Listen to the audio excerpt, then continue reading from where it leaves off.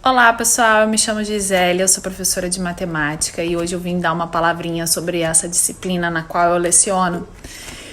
E por que eu decidi então fazer esses vídeos, né? A gente está comemorando essa. Então, voltando que cortou. Então, a gente está comemorando essa Semana Nacional da Matemática. E amanhã é o Dia Nacional da Matemática, tá? E aí esse Dia Nacional acontece dia 6 de maio, por causa do aniversário de Malbataan. Malbataan, que foi um grande escritor, matemático, que trouxe várias histórias fabulosas. E eu vou trazer um pouquinho disso para vocês. Então, como é uma semana nacional, eu decidi não focar só no Malbataan, que eu sou apaixonada. Mas eu vou trazer outros para inspirar a gente, tá? Outros matemáticos que não necessariamente usaram fórmulas e números para poder jogar nesse universo matemático. Mais do que isso, a gente vai ver, eu vou trazer para vocês, a gente vai ver juntos aqui matemáticos na arte, matemáticos na poesia, matemática, sim, com problemas. Então, é isso que eu queria trazer um pouquinho na Semana Nacional da Matemática. Ah, mas por que você está fazendo isso, Zé? Porque eu faço isso normalmente quando eu estou em sala de aula, né? Então, assim, já tive teatro com a peça, com o capítulo do livro do Malbataan. Eu vou botar as fotos, conforme eu for falando um pouquinho sobre eles, eu vou botar as fotos. E no dia de hoje eu escolhi trazer para vocês o Escher, tá? Então, eu tenho esse livro aqui, O Mundo Mágico de Escher. E eu queria falar um pouco sobre esse que me impressiona muito a arte dele, né? Ele usa simetrias, ele usa ilusionismo e ele cria exatamente dentro desse universo da matemática. Ah, mas não tem números? Não pra gente, né? Não descaradamente. E aí, nessa Semana Nacional da Matemática, eu vou trazer um pouquinho de cada autor diferente, algumas coisas para vocês poderem se degustarem. Seria uma coisa que eu faço normalmente com os meus alunos, tá? Mas aí pensando, bom, eu não tô com os meus alunos fisicamente, como que eu posso fazer isso chegar até eles? E aí um dos recursos é aqui, né? O Instagram bem menos, que o meu Instagram é mais fechado, mas o Facebook é aberto e muitos alunos têm acesso. Então, vamos começar aqui, o Mundo Mágico de Escher. Ele já começa com uma pintura. E aí eu vou tirar foto, vamos falar um pouquinho sobre esse livro, sobre Escher. Tem uma dele aqui sensacional. Aqui. Só que eu vou virar a câmera pra gente poder ver melhor, pra gente poder falar melhor um pouquinho sobre ele. E depois, no final, eu vou procurar aqui nos meus arquivos, tomara que eu ache, uma feira de matemática que a gente fez na escola municipal, na El Salvador, em que eu faço exatamente releituras de Escher. E foi bem legal, eles pintaram, fizeram quadros e explicaram. Depois a gente levou essa feira para dentro do Pedro II, a gente participou lá da feira deles de matemática também, que foi uma atividade muito legal. E é importante a gente trazer isso para os alunos, mostrar que a matemática é muito mais do que aquilo que eles ficam decorando no quadro, né? Porque infelizmente muitos acreditam nisso.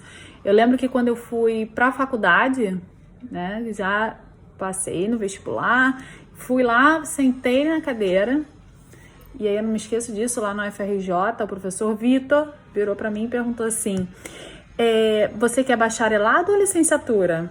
Porque a gente escolhia depois. E eu, muito estranhamente, com 18 anos, falei assim, mas tem outra opção sem ser licenciatura pra gente fazer? Tem alguma opção que não seja dar aula dentro da matemática? E isso me marcou muito, porque aí sim ele foi me explicar o que era bacharelado. e aí que podia depois fazer bacharelado e licenciatura junto. E me assustou muito, e depois, assim, foi abrindo um leque desconhecido que nunca ninguém tinha falado comigo sobre a matemática, né? Então, hoje, quando você visita um instituto como o IMPA, você vê um mundo que o ensino básico desconhece. As pessoas do ensino básico desconhecem. Então, muitas das vezes um aluno vira para mim e fala assim: professora, eu vou fazer matemática para virar professor, né? Porque infelizmente, tem essa desvalorização de ser professor. E aí eu converso com ele, eu falei: não, você não precisa virar professor. Tem vários caminhos aqui para você cursar. Tem várias coisas que envolvem matemática, que você trabalha com matemática diariamente, você não precisa necessariamente entrar numa sala de aula, local pelo qual eu sou apaixonada. Então, quando o aluno vem conversar comigo, eu sou até um pouco tendenciosa, mas adoro a sala de aula, eu acho sensacional essa troca com os alunos, mas tem gente que não gosta da matemática. E hoje em dia dentro da UFRJ tem a matemática aplicada como graduação. Então você tem vários caminhos a seguir, tá? E aí eu vou falar então um pouquinho com vocês com Escher. Eu vou pausar esse vídeo porque eu vou virar a câmera pra gente poder ver essas gravuras que eu tenho aqui, mostrar pra vocês. Quem quiser pesquisar na internet também, é fantástico, né? Eu me lembro que a vez que eu fui a Nova York, que a gente foi no MUMEF, que é um museu, tinha uma exposição do Escher lá também. Mas esse livro que eu tenho aqui foi uma exposição que teve aqui no CCBB. Também fantástica. A Letícia ficou maravilhada. Minha filha, ela devia ter uns 6 anos quando eu levei ela nessa exposição. Então, é muito legal mesmo. Vou parar de falar e mostrar para vocês. Gente, são muitas gravuras, mas eu acho que eu vou terminar com essa. Essa que fala um pouco de relatividade, ó. E eu vou ler para vocês o que está escrito aqui na lateral, focado nela, para vocês tentarem visualizar. Nessa imagem, 3 forças gravitacionais operam perpendicularmente, uma em relação às outras. Figuras masculinas movimentam-se em sentidos cruzados no piso e na escada. Alguns deles, embora pertencentes a mundos diferentes, aproximam-se muito, mas não percebem a existência dos outros. Por exemplo, ao centro, vinda do porão, uma figura sobe a escada trazendo às costas um saco de carvão. Mas o pavimento no qual ele pisa com seu pé direito serve de parede para o homem sentado à sua esquerda, ao passo que à sua direita há outro homem descendo a escada que vive em um terceiro mundo. Outro exemplo na escada mais ao alto. 2 pessoas movendo-se da esquerda para a direita, lado a lado, mas enquanto uma sobe, a outra desce. Em 2 outros lances de escada, as figuras se movimentam em ambos os lados. Então tá aí. E aí nesse momento você deve estar se perguntando: mas o que tem de matemática nisso? E aí aqui tem as formas fundamentais da divisão regular do plano. Aqui as maneiras, ó, como você pode fazer esses efeitos. Ó, divisão regular.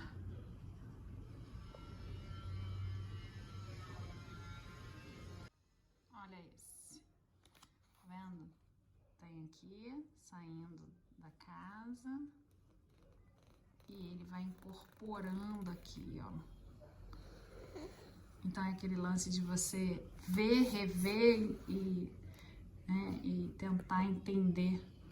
E ele fala aqui, o nome da gravura é Ciclo. Ó.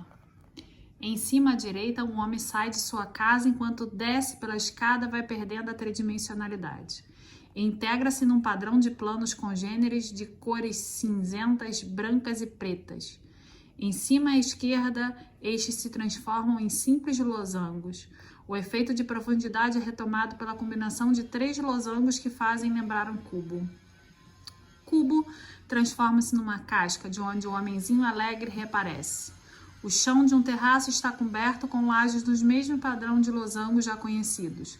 Na parte superior da estampa, isso significa o máximo da naturalidade tridimensional, ao passo que o padrão periódico na parte inferior representa a síntese da limitação bidimensional.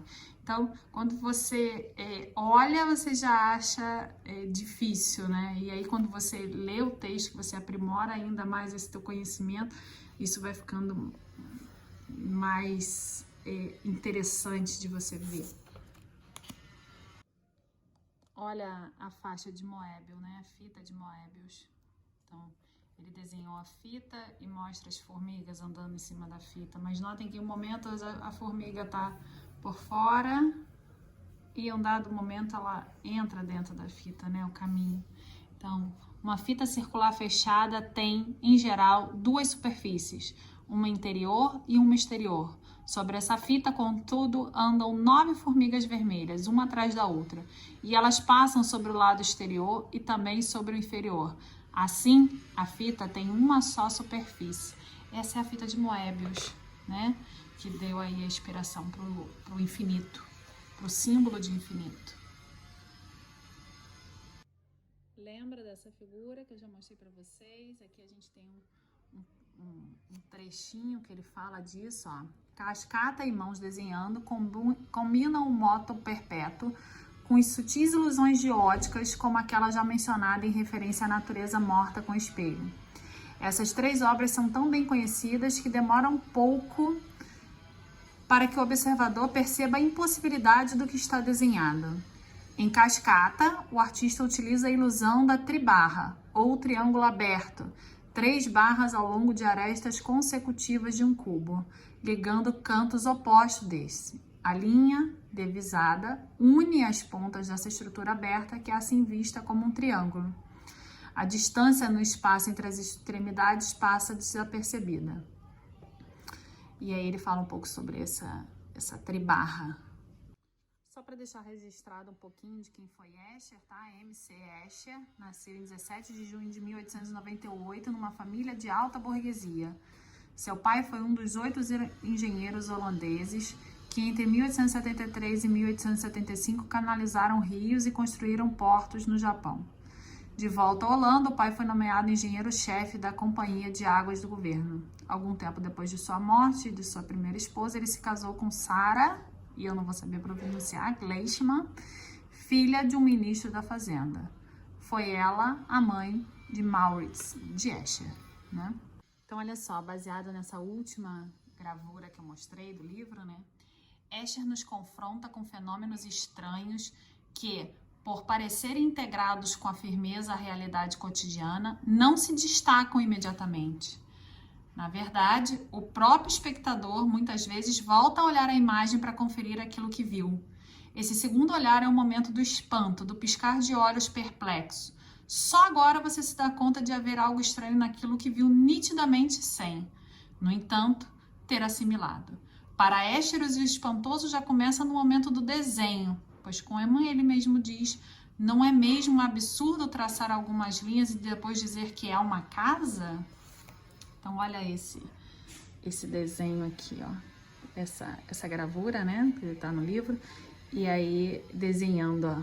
Então, parece que a mão tá desenhando a própria mão, né? E isso é aquela coisa de você olhar de novo para ter certeza do que você viu, né? Esse daqui também eu vou deixar para vocês. Tá subindo, tá descendo. Essa é uma outra obra dele, tá vendo? Vocês vêm aqui, a gente começa a ver, ó, a cascata, mas ao mesmo tempo, essa cascata é a que alimenta a própria água, tá vendo? Então, esses efeitos de ilusionismo ele cria o tempo inteiro nas figuras dele. Olha essa pintura que fantástica, né? Então, a gente vê aí, na verdade, a gente só tem um padrão, uma forma sendo repetida de várias maneiras, né?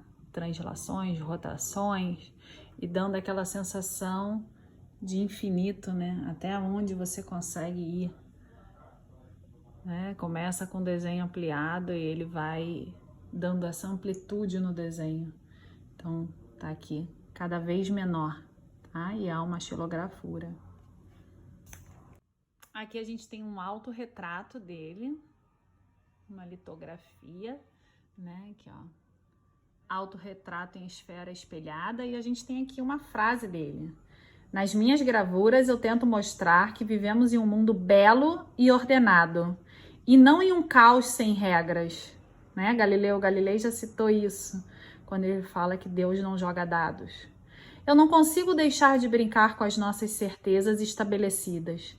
Tenho grande prazer, por exemplo, em confundir deliberadamente a segunda e a terceira dimensões, plano e espacial, e ignorar a gravidade.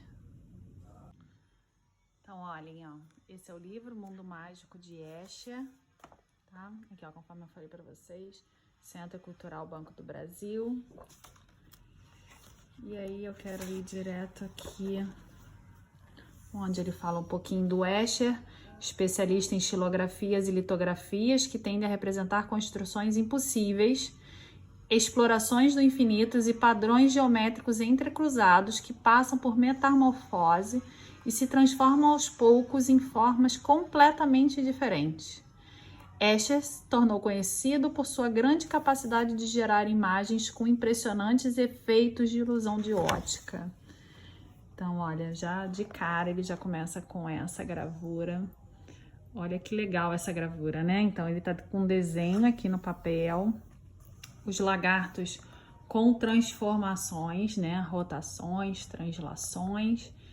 E, ao mesmo tempo, a gente tem a ilusão de ótica aqui, ó. O lagarto tá saindo do papel, caminhando, e ele volta para dentro do desenho, né? Então, se confunde aqui, ó.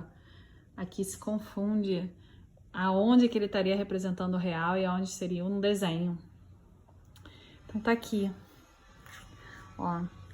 Escher era um gênio da imaginação lúdica, um artesão habilidoso nas artes gráficas. Mas a chave para muitos dos seus efeitos surpreendentes é a matemática. Não a matemática dos números e das fórmulas, mas a geometria em todos os seus aspectos. Escher podia imaginar os efeitos fantásticos, mas a geometria era a ferramenta necessária para capturar esses efeitos. Também tratava da relatividade de forma agradável, obrigando-nos a perguntar: o que eu percebo é realmente o que parece ser? Fica essa pergunta aí. Bom, gente, acho que eu já me estendi até demais, né? Então, vou parar agora o nosso vídeo. Quem se interessou, quiser pesquisar, então vamos falar um pouquinho sobre Escher. Vale a pena, tem várias pinturas dele que faz esse ponto de interrogação, que brinca com tridimensional. E aí, se a gente for estudar profundamente, vamos dizer que aqui eu só dei aquele gostinho, né? Se estudar profundamente ele, a gente vê o quanto de matemática a gente tem aqui dentro, tá bom? Então, beijos, e amanhã eu volto com Malbatarran, tá? Então amanhã eu vou trazer o livro do Malbatarran pra gente poder falar a história dos camelos. Quem lembra da história dos camelos? Acho que muitos tiveram contato, né?